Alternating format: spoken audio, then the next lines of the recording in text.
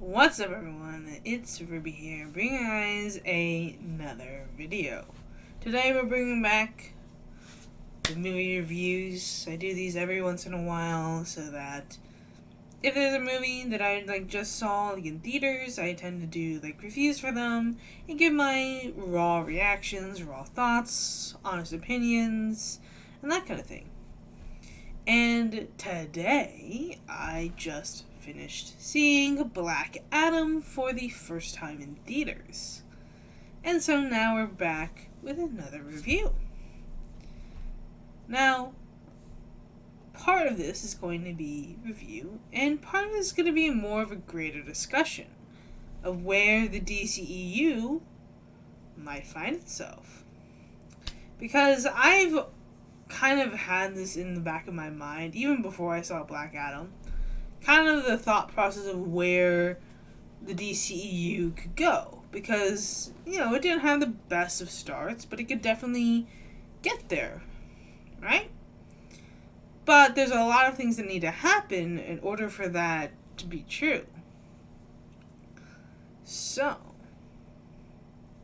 let's begin with the non-spoiler review of Black Adam. The non-spoiler review of Black Adam is that it is 100% worth the money to see in theaters. It's really good, full of action, and I highly recommend it. It's actually, honestly, one of the best DC movies, and honestly, probably one of the better superhero movies for a long time. I would say that it definitely can compete with Nolan and Matt Reeves and Patty Jenkins. It's definitely there in terms of quality. Now, you might have seen an article or something talking about how its Rotten Tomato score isn't the highest. I mean, it's 50%. And to be perfectly honest, the critics don't know what they're talking about. I actually plan to do a separate video on that, on discussing the good and bads of movies and all of that. So that's going to come later, maybe after this actually, because I do have a discussion for that. But I do want to keep the Black Adam review contained, so we're only going to talk about Black Adam right now. I would say, honestly, the critics are wrong. The critics are definitely wrong about how good this movie is. Because this movie is definitely really good. Dwayne Johnson delivers as always. Pierce Brosnan delivers as always. And the cast in general is pretty good.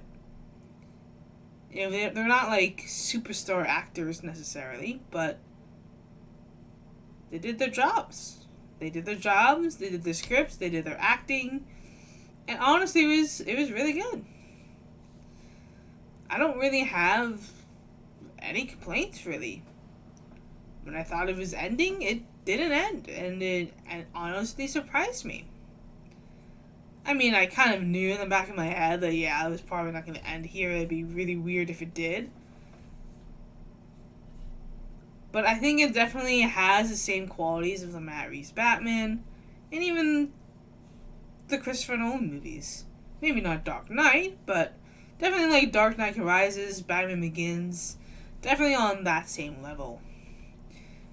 Overall, I really enjoyed what it was setting up, what it was at face value, and I think it honestly is a really good formula for the DCEU.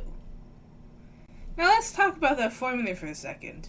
We're going to get into some spoilers real quick, but before we get into the spoilers, I do want to say that Black Adam demonstrates the perfect way for the DCEU to recover.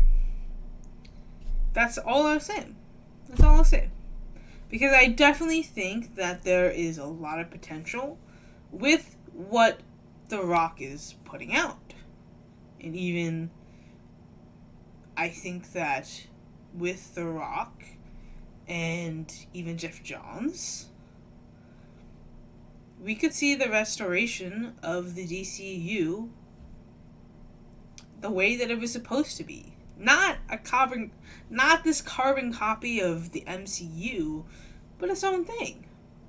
Right? I think us comic book fans, us true comic book fans, understand the greatness of Marvel and DC together. They both can entertain, they both have their qualities, and I think both of them can very easily deliver the movies that we really want to see. For me, the Marvel Cinematic Universe isn't really doing it for me anymore. But I've always been a bigger DC fan than a Marvel fan, so that's not really a surprise. And I also am looking forward to some of those projects that the MCU is working on. It's just gonna take a while for us to get there.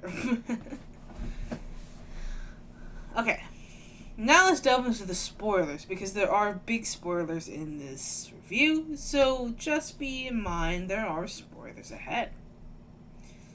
So, let's just talk about the movie for a second.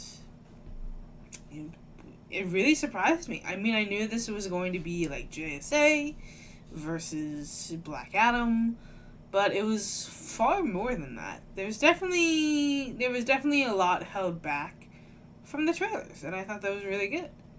You know, we didn't really see that much in the trailers. I think we saw the general grab and hook, but for the most part, they were actually able to keep secrets of this movie, and that's really good.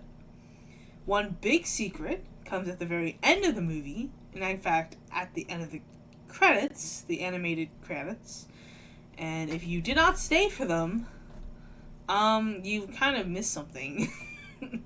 Something really, really big. If you did stay for the end of the credits, then you know what I'm talking about. But we're going to put a pin in that, because it actually goes into the greater conversation of what I want to talk about. And then in terms of everything else, I mean, honestly, I don't really have much to talk about. I thought the story was really good. It delivered in surprises, in a little bit of reasonability, practicality, and I thought it was really interesting the way that they challenged the moralities of both the JSA and Black Adam. They kind of question, well, what is good, what is evil, who are heroes and who's a villain. Like, it really put that into perspective, because yes, a lot of our heroes come from a Western bias. In fact, a lot of them come from an American bias of what is good and evil. But the world is so complicated that what is good and evil to us is also evil and good to someone else. And that becomes a question of, well, if another country or another civilization sees these morals as evil, but the opposite, good, then who are the heroes for that? And I actually really did a really good job of just everything. The acting, the music was great. The acting was great. It has everything you would want in a superhero movie. Is it Oscar worthy? No. But it doesn't need to be. It doesn't need to be at all.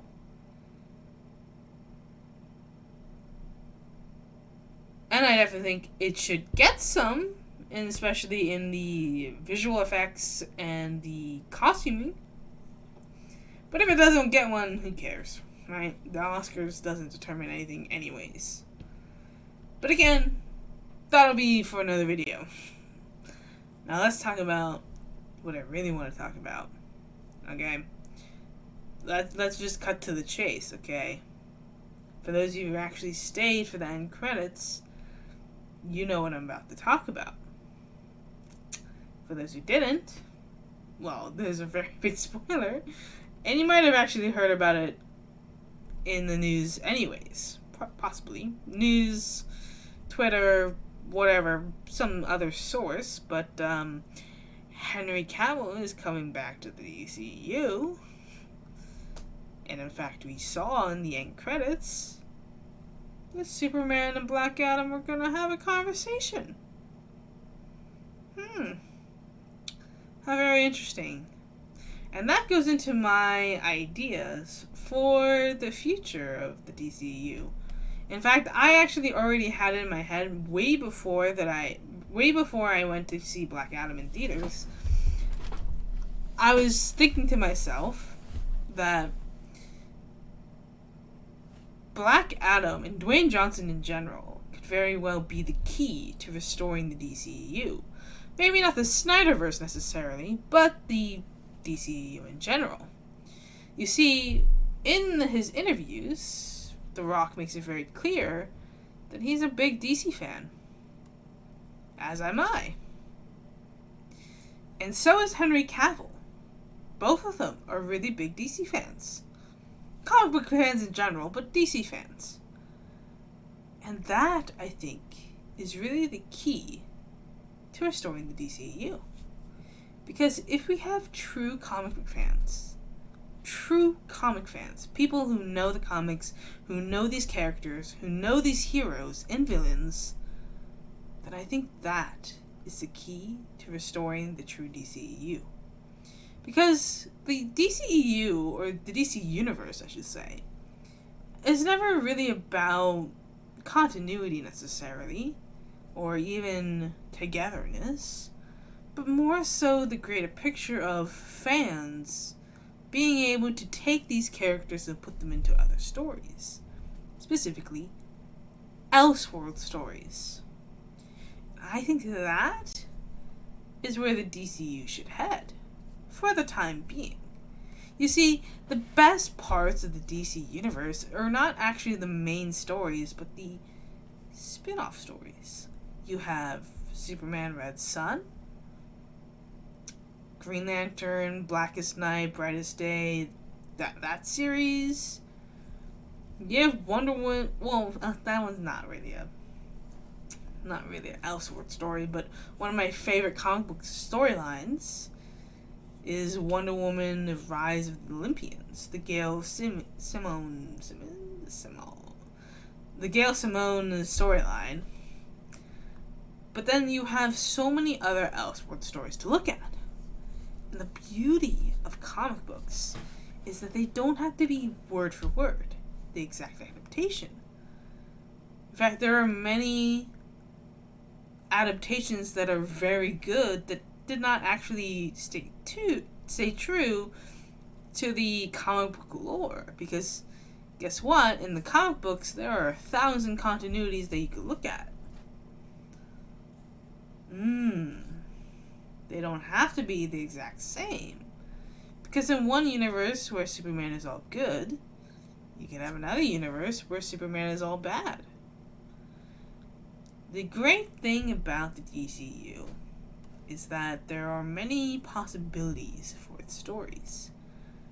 It just needs someone who actually cares about them to write them, to produce them, to direct them, and to really know them. And I think with a combination of people that are truly passionate about the DC universe, as well as the people who actually know how to make those movies and make the music and everything, I think that is honestly where we should head. Instead of focusing on trying to bring everyone together, what really should be happening is that we should be seeing different stories of these characters, and at some point down the line, we could have a movie that ties them all together. But that's far, far in the future. Because first, we need to set up some more characters. In this one movie, we just had Black Adam, Hawkman, Dr. Fate, Atom Smasher, and I think Cyclone, all introduced in this movie. That's 5 characters. Well, the DCUs are much bigger, but just because there's a title just because there's a title character, doesn't mean there couldn't be other characters in that movie. Maybe even characters that don't necessarily have significant roles in that particular movie. Because what I think should really be happening is that we see sprinkles of people that we'll come back to later. Because I was really convinced that the woman, I don't even know her name, in Black Adam was going to be a character at some point, like some, I don't know if she is supposed to be like a comic book character, but that's what I felt like. I felt like they were setting her up for later. Like, I don't know who she would be, but because, I mean, as much as I have the DC universe memorized all in my head, it's not that fast. And who knows, they could have changed some things as well. But I truly think that all you need is movies about different characters, just learning about them. Because Black Adam himself is not necessarily a big name superhero, but Dwayne Johnson is a superstar who can bring in those numbers. You could easily have a movie about Vixen, Jon Stewart, Martian Manhunter. You could have a movie about all of them. And you don't necessarily need to know who they are in order to enjoy their movies, in order to join their stories. Because their stories are already there. They're already in the comics. You just need someone who can pull them all together. I mean, you could have unknown actors, but you could also have someone be able to pull them in.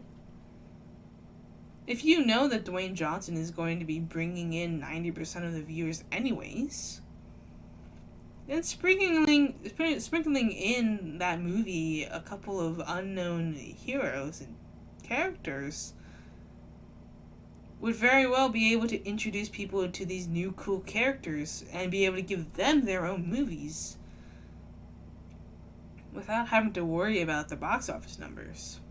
You don't have to be pulling millions of dollars from the box office, even though for some reason our culture is obsessed with that. I don't really understand why. It's not like it defines what a movie is or what a good movie is, and again, we'll get that. Put a pin in it. The true essence of comic book movies, the true way to please all of the fans, is to simply be a fan. I think most comic book movie viewers are open to having different storylines and seeing these other characters, and they're pretty open-minded. As long as you treat the characters right and with care, I feel like most people will get on board with them. Because it's not like Zack Snyder stayed 100% true to their characters that he was using. But that's not the point.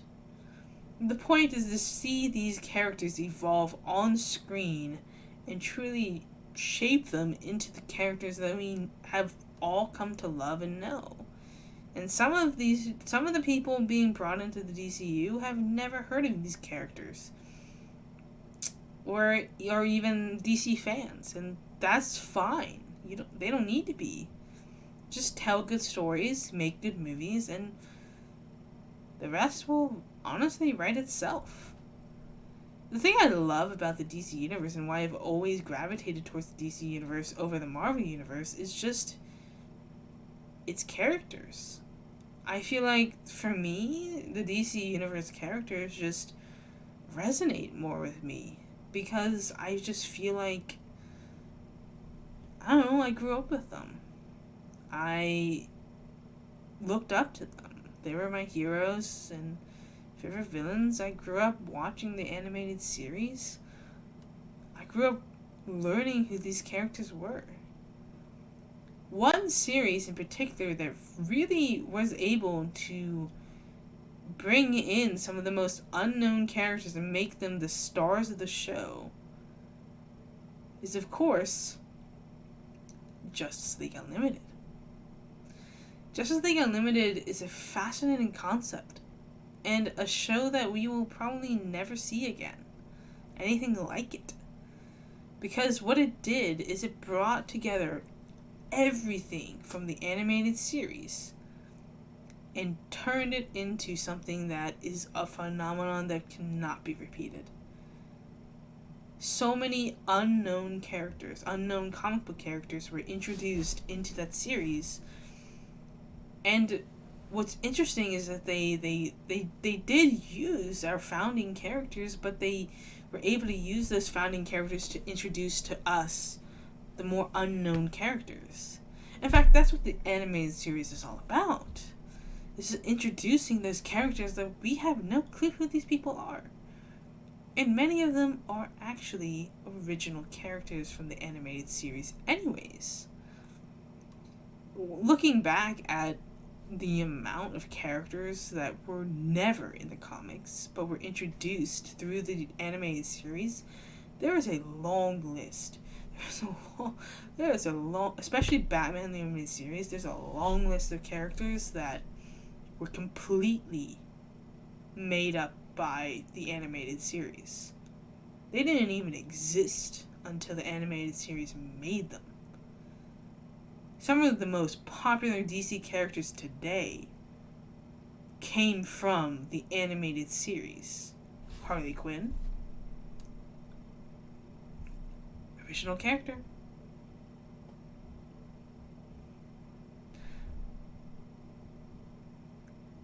There are so many of them that I wouldn't even really be able to list them all off. But the more important part is that no matter what characters they were, whether they were new or old, they felt like they were all in the same universe. They felt like they just integrated right into this story. They didn't need to be this like phenomenon. They just need to be characters that we could care about. And I truly believe that if they really wanted to, the DCEU could also create just new characters that would eventually turn into comic book characters. Because that's the power that the animated series had, and that's the power that the DC universe in general still has. You can take familiar characters and say like, well, but how can we make it a little bit surprising for the DC fans? Well, what if we take a spin on them, and what if they're actually the son or daughter of the character that these people know? What happens?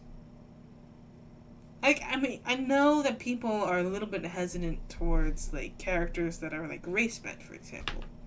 Or even gender-bent. And I understand that. But none of us are opposed to new characters.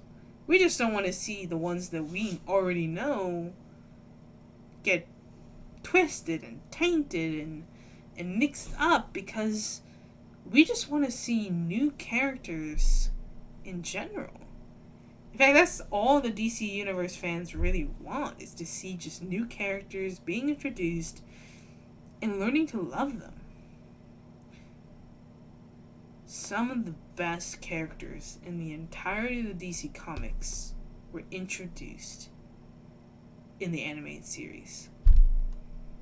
And if that can happen, I truly believe the movie universe could do the very same thing. We don't need to know who these people are. We just need to be able to learn to care about them. And I think that is the key. Bringing characters that we know, but also characters that we don't know, and merging them together. Imagine a movie about Lobo. A movie about Justice League Dark, bringing Constantine to Zatanna.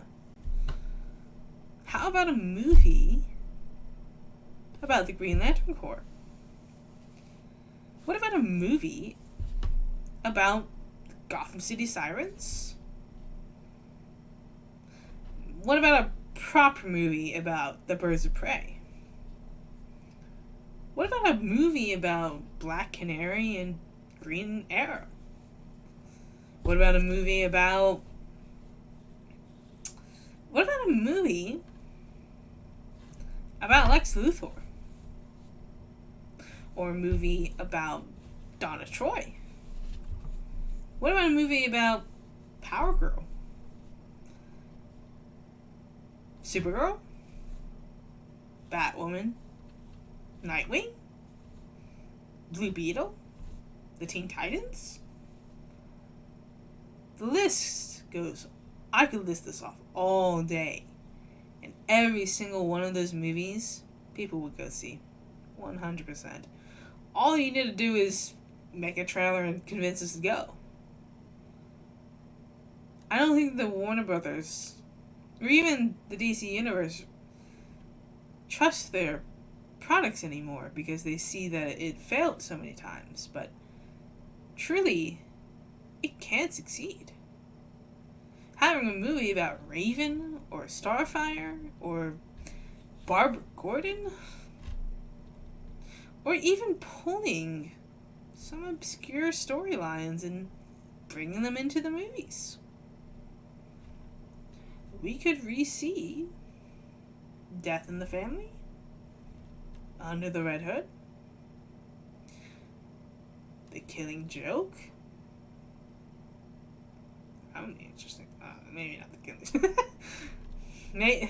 Well, to be clear, when I said The Killing Joke, I mean the comic book Killing Joke, not the movie. We don't need to see that again. We don't need to see that on my back. We don't need it. We don't need that part. What about The Rise of the Olympians? One of my favorite comic books. Also, let me show you guys something. Because I have it right here. This comic book. I don't know if you guys know this comic book. This comic book, while it seems to be about Superman and Supergirl, potentially, isn't actually about Superman or Supergirl at all. In this comic book, this basically, okay, the premise of this comic book, this specific comic book, is that this girl gets amnesia and thinks that she is Supergirl. That's the premise. She doesn't really exist elsewhere, I don't think. But yet the story is actually kind of funny and also kind of good as well.